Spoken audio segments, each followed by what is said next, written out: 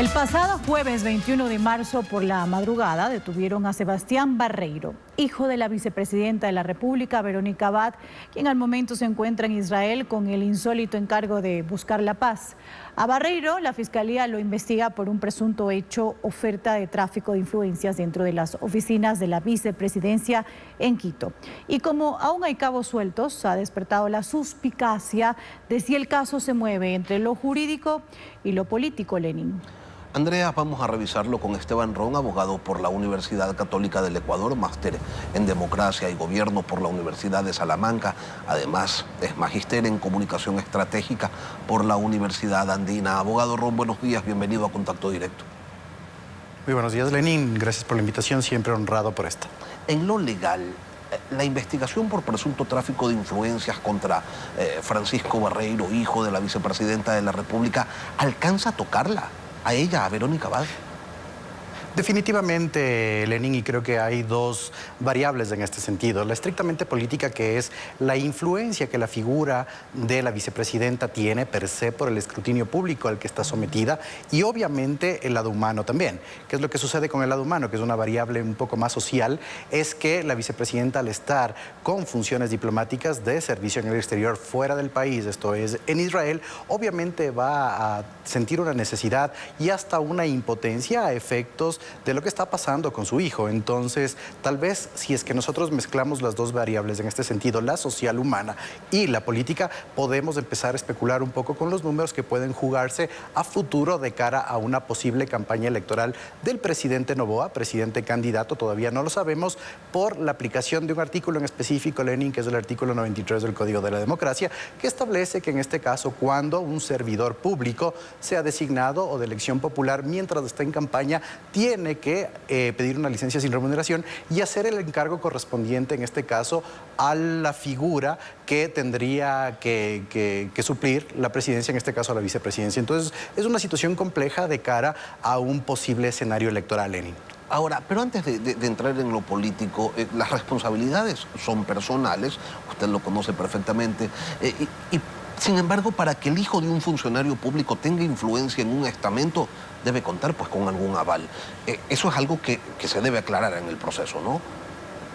Absolutamente. De hecho, no podemos hablar en este caso de implicaciones todavía de la vicepresidenta Abad, pero en el proceso investigativo obviamente habría que ver los niveles de injerencia de su hijo y también la permisividad que pudo haber tenido este. Recordemos que han existido otros casos de posibles tráficos de influencias en el Ecuador y en la política nacional y seccional.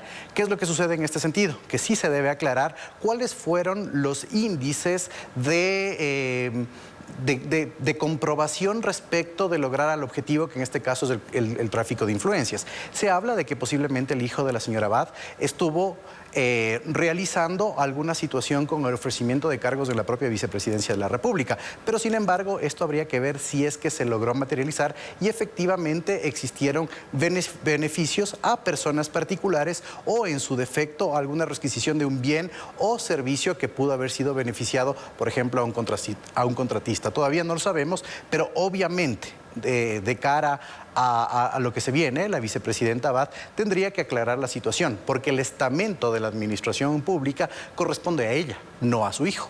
Esteban, ¿esta investigación a su criterio le da sentido a la actitud de Daniel Noboa con su binomio o resulta forzada esa inferencia porque el distanciamiento entre los dos pues inició desde la campaña de segunda vuelta?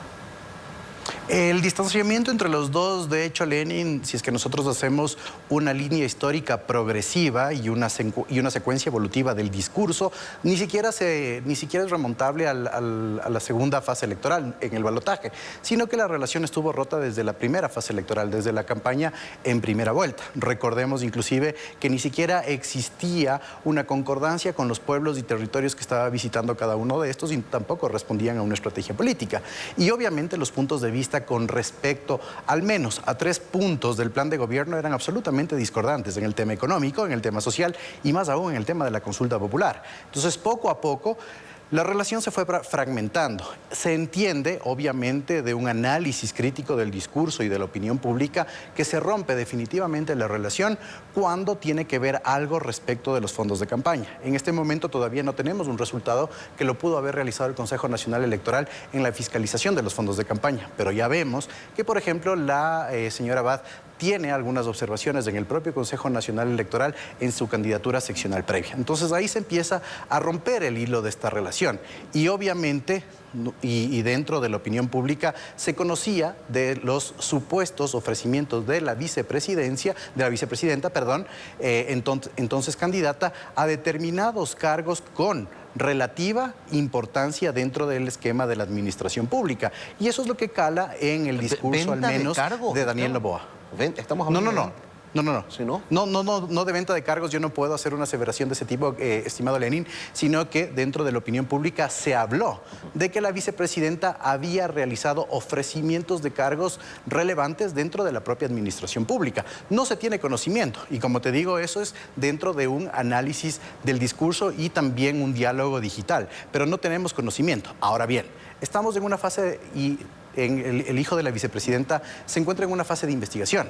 Las fases de investigación son tareas bastante complejas y técnicas que tienen que ser llevadas a cargo de, en este caso, el agente fiscal correspondiente. Y si hay, en este caso, una develación de instrumentos digitales, virtuales o inclusive testimonios y, por último, beneficios de personas o terceras personas que no son parte de la administración pública, podríamos llegar a hacer esta determinancia que tú señalas como una posible venta de cargos. Claro, pruebas concretas, no papeles quemados. En todo caso, en lo político, Esteban, esta investigación empata con alguna de las causales constitucionales para iniciarle un juicio político a Verónica Abad.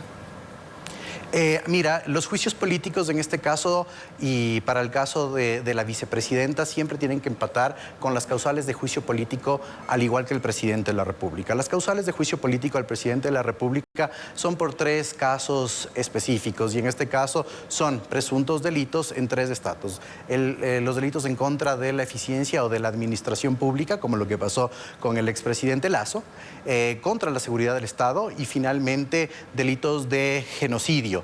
En ese sentido, ninguna de estas se puede ajustar a las características de la vicepresidenta en este momento en funciones. Ahora bien, podría darse un juicio político si es que, terminada la fase de investigación que se está realizando a su hijo, se podría generar una línea de anuencia o participación de la vicepresidenta, porque ahí sí podríamos hablar de un delito en contra de la administración pública y la eficiencia de la administración pública, cohecho, concusión y demás. Y recordemos, estimado Lenin, que el juicio político no tiene la prejudicialidad penal, es decir, que no se requiere de una sentencia condenatoria ejecutoriada para iniciarlo. Entonces, digamos que el escenario de juicio político podría darse después de un cierre de la fase de investigación si es que se encuentra algún hilo o nexo subjetivo hacia la vicepresidenta. La revocatoria del mandato, perdóname Lenin, porque es un tema a tratarse también, que me explaye en este sentido, es bastante difícil de configurar, porque las revocatorias del mandato tienen que darse siempre después del primer año y antes del último año de la gestión presidencial o vicepresidencial. Y en este caso, al estar en un periodo extraordinario de duración de 1.5 años, es muy difícil que se inicie un pedido de revocatoria de mandato por incumplimiento de funciones, Lenin. Esto pensando pues en los posibles escenarios de una salida de Verónica Abad de la vicepresidencia de la República. Pero volviendo al tema del juicio político, para iniciarlo, lo que sí se necesita es un pronunciamiento favorable de la Corte Constitucional y con el antecedente de la mínima verosimilitud. ¿Sería suficiente, le pregunto, la investigación de la Fiscalía al hijo de Verónica Abad para dar luz verde a un proceso de fiscalización contra la vicepresidenta?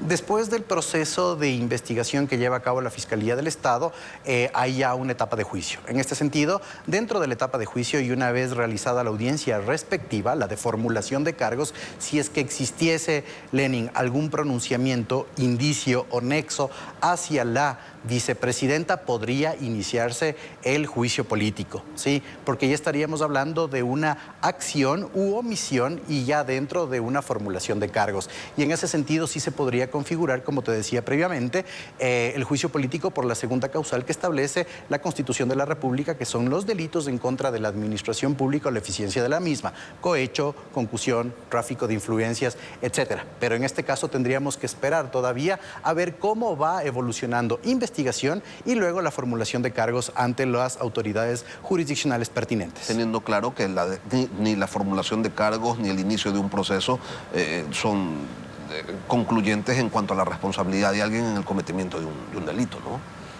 En lo absoluto, y recordemos, y si podemos hacer un parangón explicativo al juicio político del expresidente Lasso, el expresidente Lasso tampoco tuvo una sentencia condenatoria ejecutoriada y el juicio político fue calificado por la Corte Constitucional debido a que existía, pues, al menos este indicio en contra de los delitos de la administración pública. Acertadamente tú señalas algo, Lenin, que es que una vez iniciado el juicio político en la Asamblea Nacional y con una voluntad inicial, que es el que pueden proponer al menos 15 asambleístas, se tendría que pasar al CAL para que el CAL haga una calificación, es decir, un estricto checklist de lo que formalmente se requiere para que este posteriormente pase a la Corte Constitucional y ésta pueda emitir su dictamen de favorabilidad para la continuidad del juicio político. Para quienes buscan la salida de Abad, el otro escenario es que ella renuncie a su cargo. ¿Usted lo ve factible?